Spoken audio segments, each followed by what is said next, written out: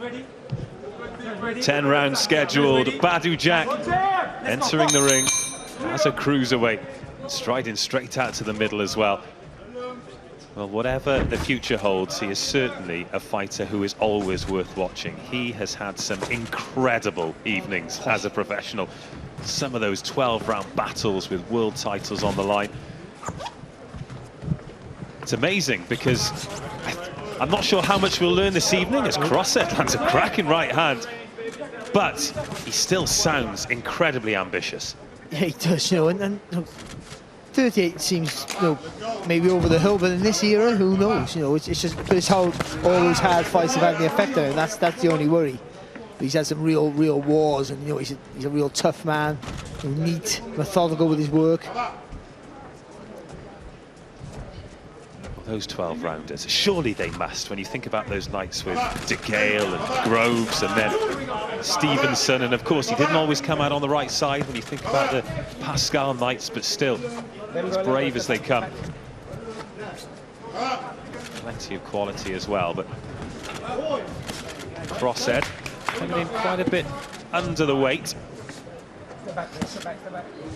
But it's easy to concentrate on Badou Jack because he'll have plenty of opportunities. But for Crosshead to come here and get into the ring, try and throw those shots, maybe make a name for himself, who knows? Well, he comes in thinking, you know, this is, it'll be the best money I've ever got by, you know, by 10 times, what you would imagine. Plus, he gets to go to Dubai, which is not a bad thing. And more than anything, he gets to, you know, fight a former 2-weight world champion, and the opportunity, if he beats him, forget about the 38. You know, that's the thing. All of a sudden now he's just beat a really good operator, and he dines out on that name then to get a shot at something else.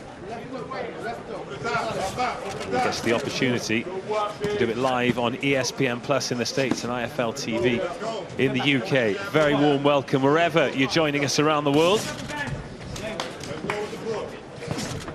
Just put him under pressure here without doing loads here.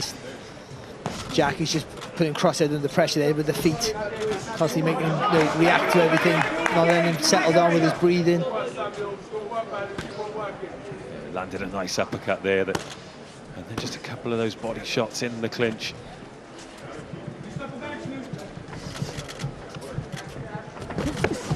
Another body shot there. He didn't dig it in very hard actually, but he touched him with the right hand, didn't he? Just a little tap with the left hook to the body there from Jack. Again, see that little step to the side there from Jack? Just didn't allow Crosshead to escape off the ropes.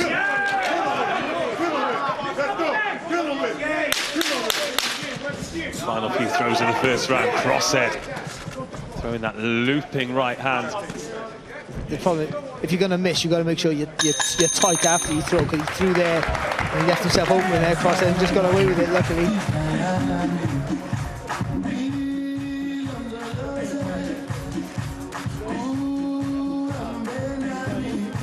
I know it was quite a while ago now, but just keeping my eye on that forehead of Badou Jack, because it's healed up beautifully, but that was one of the most savage cuts I've ever seen.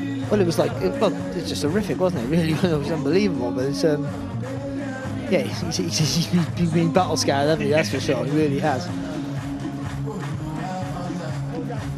Samuel Crosshead getting some attention from the corner. Certainly swung a few. Landed that right hand early in the first round.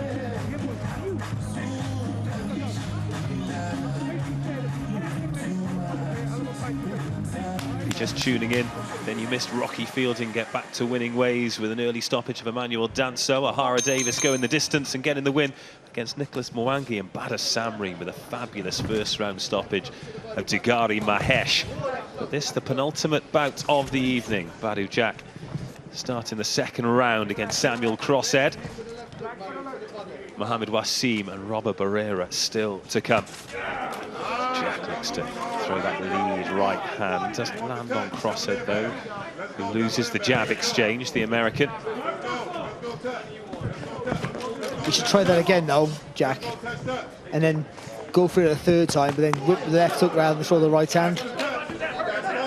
Good jab there from Jack. A couple of body shots as well, but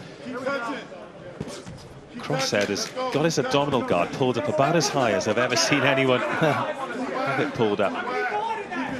Oh, Nice couple of shots there. Oh, good right hand, That's dropped in.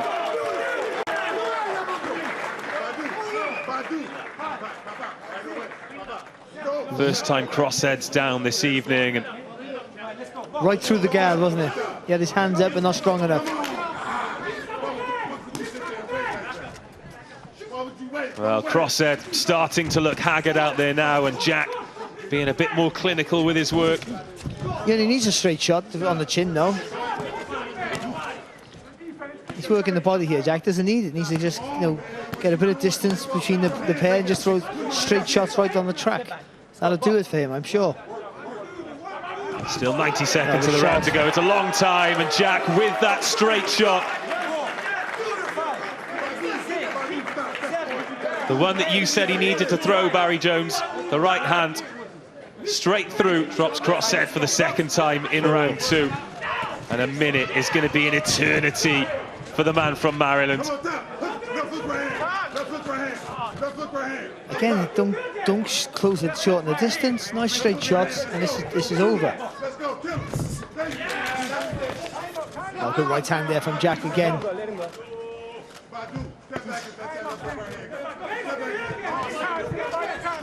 And Jack stepping in close. Lands the left hand. The referee waves it off. It was the left hand in close in the end from Badou Jack, who, as expected, begins his journey as a cruiserweight with a victory. Light work against Samuel Crosshead. It was always going to be a big ask for the American, and Badou Jack cruised through 2 rounds there. He did. It looked on paper for an easy night's work for Jack, and that's exactly what it was. It was.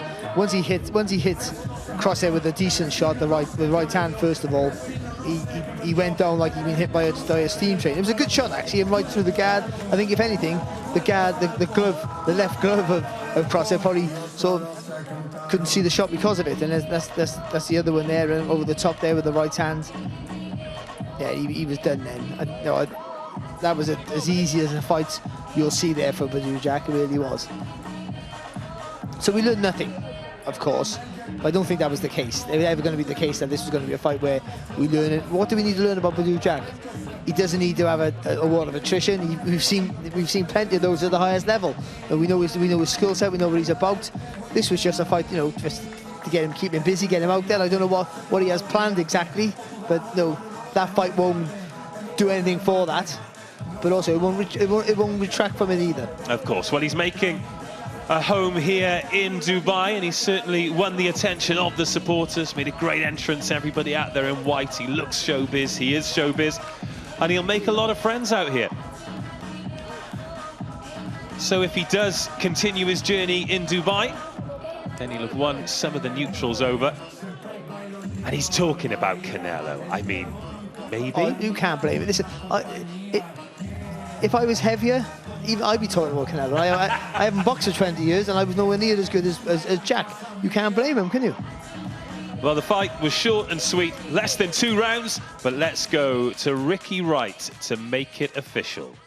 Ladies and gentlemen, referee Shazad Jainab calls to stop the contest at 2 minutes and 20 seconds of round number 2. For your winner by knockout, Badou Jack the Ripper!